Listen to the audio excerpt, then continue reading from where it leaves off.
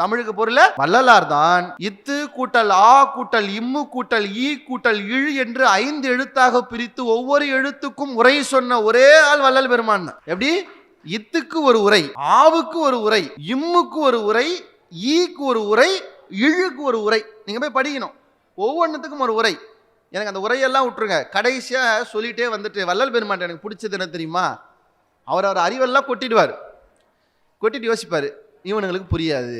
நம்ம அம்மா சாப்பாடு போட்டுரும், குழம்பு ஊற்றிடும், சாப்பிட சொல்லும், பார்க்கும், இவன் சாப்பிட மாட்டான். சின்ன குழந்தையா இருக்கும்போது பிசையும், பிசைஞ்சிட்டு எங்கள் அம்மாலாம் செய்வாங்க, நல்லா பிசைஞ்சிட்டு தட்டு முனையில் அதை இப்படி வழித்து அந்த ரொம்ப சின்ன சின்னதாக கூழானதை இப்படி எடுத்து ஊட்டி விடுவாங்க. வள்ளலார் தமிழ் என்கிற உரை சொன்னார், பார்த்தார், சத்தியமா இவனுக்கு எதுவும் எடுத்துக்க போறது இல்லை. என்ன பண்ணலாம்? பிசைஞ்சார், தட்டுல இப்படி தேய்ச்சார், ஒரு சின்னதை இப்படி எடுத்தார், எடுத்து கடைசியா ஒரு வரி சொன்னார், என்ன? தமிழே சுத்த சிவானுபூதியை எளிதில் தரவல்லது என்று சொல்லி முடிச்சிட்டார். அப்படின்னா என்ன அர்த்தம் தெரியுமா?